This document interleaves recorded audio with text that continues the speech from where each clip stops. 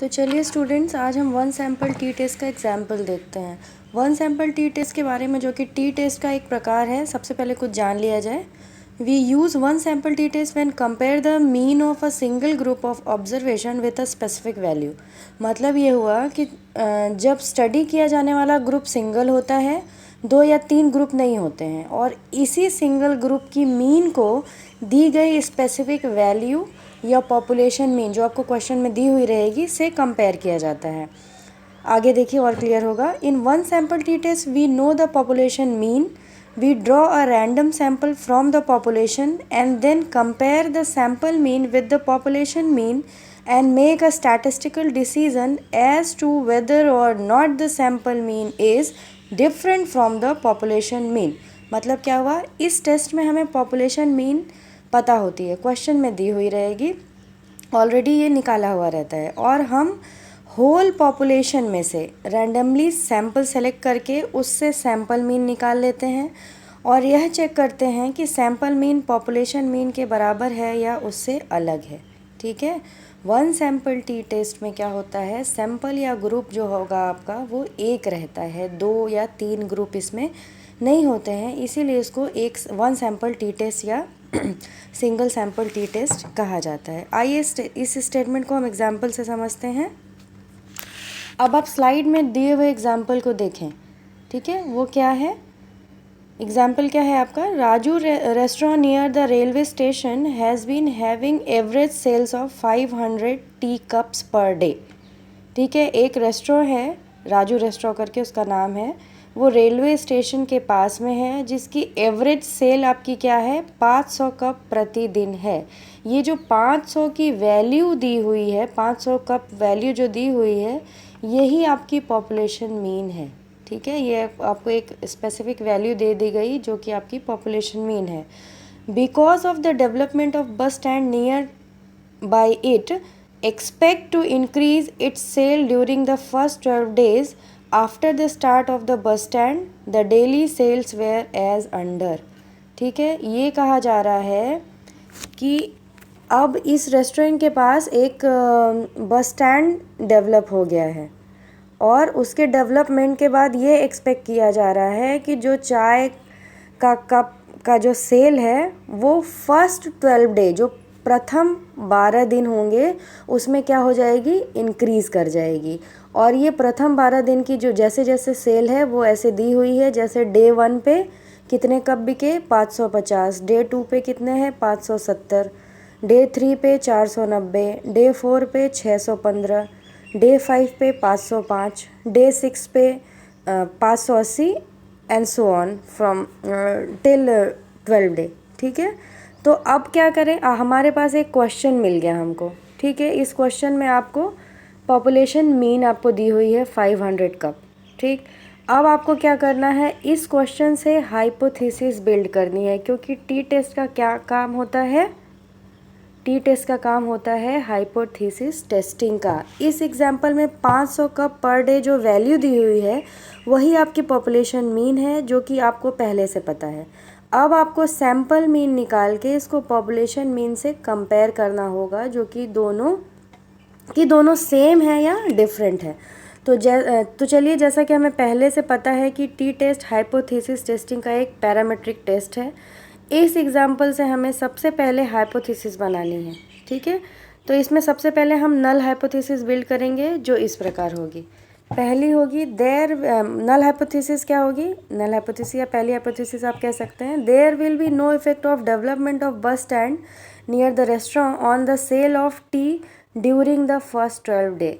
ठीक है, रेस्टोरेंट के नियर अगर बस स्टैंड का डेवलपमेंट हो गया तो जो फर्स्ट 12 डेज़ हैं उसमें चाय के कप की जो बिक्री है उस पर कोई प्रभाव नहीं पड़ने वाला है। मतलब कि रेस्टोरेंट के नियर अगर बस स्टैंड का डेवलपमेंट है तो उसका कोई प्रभाव चाय की बिक्री पे नहीं पड़ेगा। नल हाइपोथेसिस क्या होता है, स्टेटमेंट को नलीफाई कर देता है, मना करता है कि मतलब उस पर कोई प्रभाव नहीं है। ये आपकी नल हाइपोथेसिस हो गई। इसके अलावा आप एक और हाइपोथेसिस बिल्ड करेंगे जिसको रिसर्च हाइपोथेसिस या अल्टरनेट हाइपोथेसिस कह सकते हैं।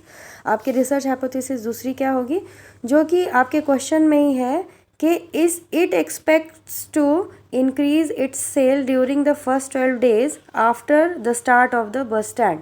ठीक है, ये कह रहा है कि रेस्टोरेंट के पास अगर बस स्टैंड का डेवलपमेंट हो जाता है तो फर्स्ट 12 डेज़ में क्या होगा, चाय की जो बिक्री है वो इंक्रीज़ होगी। ठीक है, तो दो आपके हाइपोथेसिस हो गई। नल हाइपोथेसिस क्या हो रही है कि चाय की बिक्री पे बस स्टैंड के डेवलपमेंट का कोई प्रभाव नहीं पड़ेगा, और रिसर्च हाइपोथेसिस आपकी क्या कह रही है कि बस स्टैंड के डेवलपमेंट का प्रभाव चाय की बिक्री पे पड़ने वाला है। ठीक है, तो अब चलिए देखते हैं हम टी टेस्ट के माध्यम से कि इसमें नल हाइपोथेसिस एक्सेप्ट हो रही है या रिजेक्ट। अगर नल हाइपोथेसिस एक्सेप्ट हो जाएगी तो ठीक है, और अगर रिजेक्ट हो जाएगी तो कौन सी एक्सेप्ट होगी आपकी हाइपोथेसिस, जो दूसरी वाली अल्टरनेट हाइपोथेसिस या रिसर्च हाइपोथेसिस है। अब देखिए हमने हाइपोथेसिस बना ली, उसके बाद हम टी टेस्ट के माध्यम से ये देखेंगे कि नल हाइपोथेसिस एक्सेप्ट होगी या रिजेक्ट। ये टेस्ट हमें 5% लेवल ऑफ सिग्निफिकेंस पर करना है, और यह एक वन टेल टेस्ट है। ये चीज़ें मैंने आपको इसलिए बताई क्योंकि जब हमें टी वैल्यू मिल जाएगी तो हमें दिए गए टेबल में से टी की वैल्यू 5% सिग्निफिकेंस लेवल और वन टेल टेस्ट पर देखनी होगी। लेवल ऑफ सिग्निफिकेंस आपको क्वेश्चन में दिया हुआ रहेगा, ऑलरेडी आपको क्वेश्चन में दिया हुआ रहेगा। जैसे इस क्वेश्चन में 5% लेवल ऑफ सिग्निफिकेंस पर आंसर हमको देखना है। यह लेवल 1% या 3% भी हो सकता है, लेकिन जो भी होगा वो ऑलरेडी क्वेश्चन में दिया हुआ रहेगा। अब एक बात और ध्यान में रखनी है, वो है डिग्री ऑफ फ्रीडम, जो होता है n-1 टी टेस्ट। ये वन सैम्पल टी टेस्ट के केस में, अलग अलग टेस्ट के केस में अलग अलग होता है, लेकिन वन सैम्पल टी टेस्ट के केस में जब आप देखेंगे तो हमेशा डिग्री ऑफ फ्रीडम हम कैसे निकालेंगे, n-1। ठीक है, तो ऑब्टेन टी वैल्यू की टेबुलेटेड वैल्यू देखते समय हमें डिग्री ऑफ फ्रीडम की आवश्यकता होती है। अब जैसे जैसे हम आगे बढ़ते जाएंगे ये सब बातें धीरे धीरे क्लियर होती जाएंगी। अब स्लाइड पर ध्यान दें, इसमें टी वैल्यू के लिए फॉर्मूला क्या दिया हुआ है, t equals to x bar minus mu zero divided by S1 upon under root n, where t equals to the t stat, x bar equals to mean of the sample। ठीक है, mu equals to the comparison mean, मतलब या mean of population या population mean. S1 equals to sample standard deviation, n equals to sample size. अब question से हमें जो data मिला था उसे टेबल के फॉर्म में हम सेट कर लेंगे। ठीक है, नेक्स्ट स्लाइड देखिए। टेबल के फॉर्म में हमने सेट कर लिया कि डे 1 में 550 कप की सेल हुई, डे 2 में 570 की, और डे 3 में 490 की, एंड सो ऑन। ठीक है, इस प्रकार हमें n और n और समेसन x की वैल्यूज़ मिल गई हैं। ठीक है, according to the formula of t stat we have to find out the values of x bar and S1।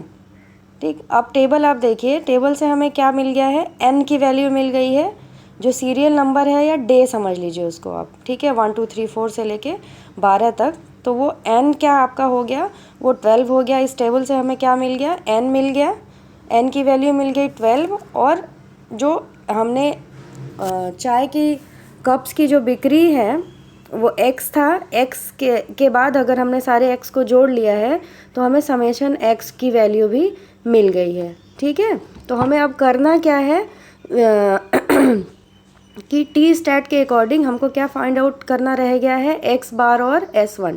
T stat का फॉर्मूला आप देख रहे हैं ऊपर, t इक्वल्स टू। ठीक है, तो उसके अकॉर्डिंग हमको x बार, जो फॉर्मूला में हमें चाहिए वो है x बार और S1, क्योंकि इसमें और दो चीज़ें हैं, म्यू ज़ीरो और n। म्यू ज़ीरो का मतलब होता है पॉपुलेशन मीन। पॉपुलेशन मीन आपको क्वेश्चन में ही दी हुई है 500 कप्स पर डे, तो पॉपुलेशन मीन या म्यू की जो वैल्यू हो गई वो आपकी 500 हो जाएगी, n की वैल्यू आपकी 12 हो जाएगी। तो बच क्या गया आपका, फॉर्मूला में देखिएगा ध्यान से, बच क्या गया, x बार और S1, मतलब सैम्पल मीन और स्टैंडर्ड डेविएशन। इसके लिए भी हम अलग अलग फार्मूला यूज़ करते हैं।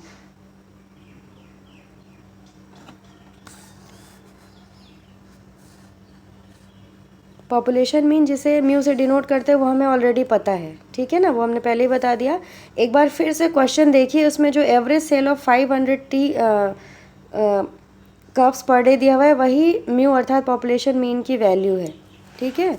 और इसे हमें जो सैम्पल मीन हमारा आएगा उससे कंपेयर करेंगे। अब सबसे पहले सैम्पल मीन कैलकुलेट करने के लिए हम जो फार्मूला यूज़ करेंगे वो हमारा फार्मूला क्या होगा, स्लाइड पे देखिए आप, x bar equals to summation x upon n, ठीक है। समेशन एक्स आपका क्या है 6576 और एन की वैल्यू आपकी कितनी है 12, तो आपका 548 जो आ जाएगा वो आपका आ जाएगा सैम्पल मीन। आपको क्या मिल गया, पॉपुलेशन मीन पहले से मिला था, अब आपको सैम्पल मीन मिल गया। अब सैम्पल स्टैंडर्ड डेविएशन के लिए जो फॉर्मूला यूज़ होगा वो आपका क्या है, S1 equals to under root summation x minus x bar का whole square divided by n minus 1।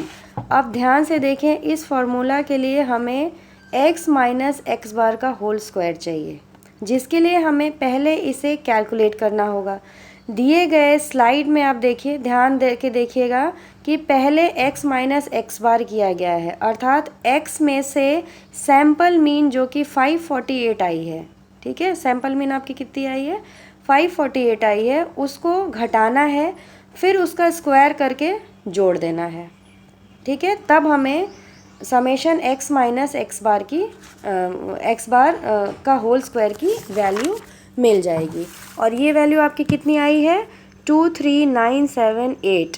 अब इसे S1 के फॉर्मूला में सेट करेंगे और n माइनस वन आपका कितना है 12। S1 का फॉर्मूला क्या है आपका, देखिए स्लाइड पे क्या फॉर्मूला दिया हुआ है, under root summation x minus x bar का whole square divided by n minus 1।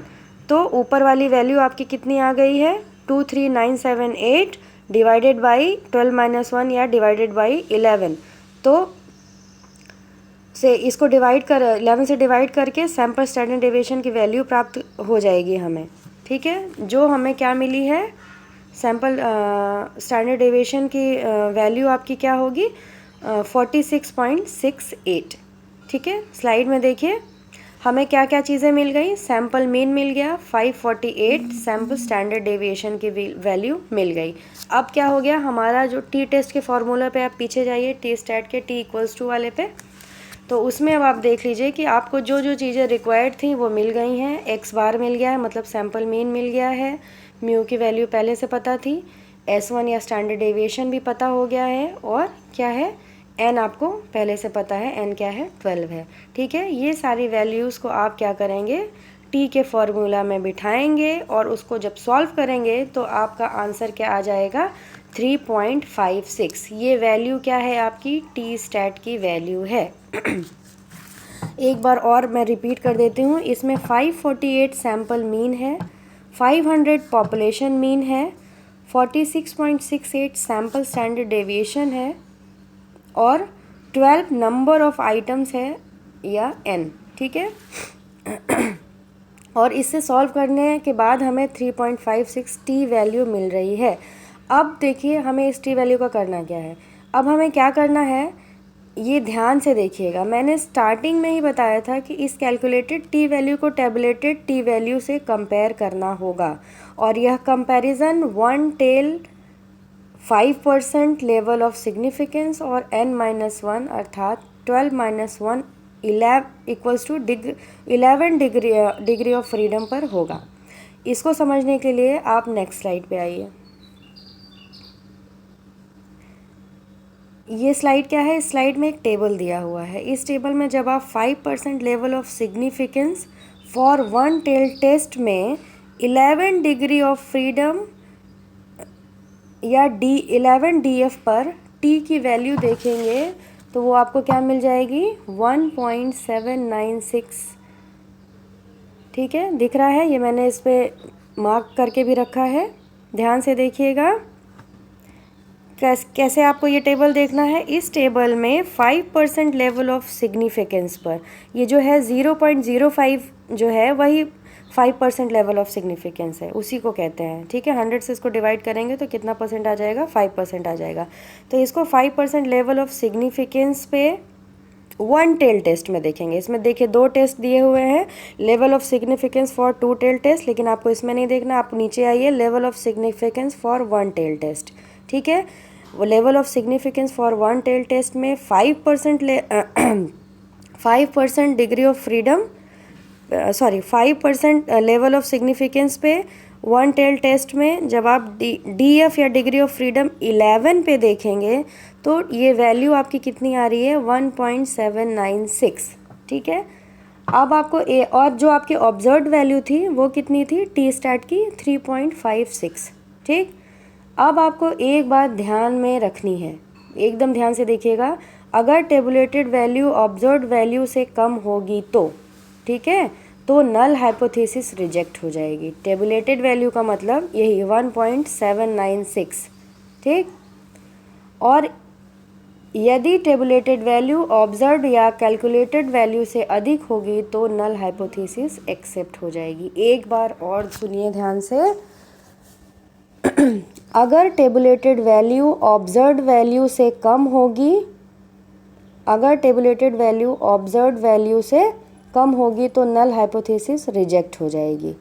और इस केस में आप क्या, आप देखिए या एक बार और रिपीट करते हैं, और यदि टेबुलेटेड वैल्यू ऑब्जर्व्ड या कैलकुलेटेड वैल्यू से अधिक होगी तो नल हाइपोथेसिस एक्सेप्ट हो जाएगी। प्रेजेंट केस में टेबुलेटेड वैल्यू जो कि है 1.796, टेबुलेटेड वैल्यू का मतलब जो कि critical value of student t test distribution का जो टेबल है उसमें जो स्पेसिफिक हमने जो पैरामीटर्स हैं उस पे जो आपकी वैल्यू आई है 1.796 आई है, और आपकी जो ऑब्जर्व्ड वैल्यू मतलब टी स्टैट जो आपने टी टेस्ट के माध्यम से वैल्यू निकाली वो आपकी कितनी है, 3.56। ठीक है, तो जो आपकी टेबुलेटेड वैल्यू है वो क्या है, आपकी कैलकुलेटेड वैल्यू से कम है। तो ऊपर हमने क्या बताया था, अगर टेबुलेटेड वैल्यू ऑब्जर्व्ड या कैलकुलेटेड वैल्यू से कम होगी तो नल हाइपोथेसिस रिजेक्ट हो जाएगी। नल हाइपोथेसिस आपकी क्या थी, there will be no effect of development of bus stand near the restaurant on the sales of tea during the first 12 days. ठीक है, कि जो रेस्टोरेंट के नियर बस स्टैंड का डेवलपमेंट हुआ था उसका कोई इफ़ेक्ट नहीं हो रहा था चाय के कप की बिक्री पे, तो ये स्टेटमेंट आपका क्या है, रिजेक्ट हो जाएगा। किस आधार पे रिजेक्ट होगा, आपकी जो टी वैल्यू आपने कैलकुलेट की है वो वैल्यू आपकी टेबुलेटेड वैल्यू से ज़्यादा है। अगर वो वैल्यू टेबुलेटेड वैल्यू से कम होती तो नल हाइपोथेसिस जो आपकी थी वो एक्सेप्ट हो जाती। फिर से हम एक बार बता रहे हैं, ये बात एकदम ध्यान में रखिएगा, टी टेस्ट जो टेस्ट करते हैं हम यही टेस्ट करते हैं कि जो आपकी ऑब्जर्व्ड वैल्यू है वो अगर टेबुलेटेड वैल्यू से कम है तो नल हाइपोथेसिस एक्सेप्ट हो जाएगी, और अगर ऑब्जर्व्ड वैल्यू टेबुलेटेड वैल्यू से ज़्यादा है तो नल हाइपोथेसिस आपकी क्या होगी, रिजेक्ट हो जाएगी। तो इस केस में आपका क्या है, मैं बार बार वही कह रही हूँ, आप थोड़ा बोर भी हो रहे होंगे लेकिन ध्यान देने वाली बात है। इस केस में क्या है कि आपकी जो कैलकुलेटेड वैल्यू है वो टेबुलेटेड वैल्यू से ज़्यादा है, इसीलिए आप नल हाइपोथेसिस को क्या करेंगे, रिजेक्ट कर देंगे, और एक्सेप्ट आपकी कौन सी वाली हाइपोथेसिस हो जाएगी, अल्टरनेट हाइपोथेसिस या रिसर्च हाइपोथेसिस जो आपने दूसरी वाली बनाई थी वो क्या थी कि चाय की बिक्री पे रेस्टोरेंट में जो चाय की बिक्री हो रही है उस पर बस स्टैंड के डेवलपमेंट का प्रभाव फर्स्ट 12 डेज पे होगा। ठीक है, तो इस प्रकार हमने हाइपोथेसिस टेस्ट करके देख ली कि अगर नल हाइपोथेसिस रिजेक्ट हो गई है तो अल्टरनेट हाइपोथेसिस एक्सेप्ट होगी। ठीक है, तो यही था 1 सैम्पल टी टेस्ट। अब नेक्स्ट लेक्चर में आपका होगा 2 sample t test. Thank you.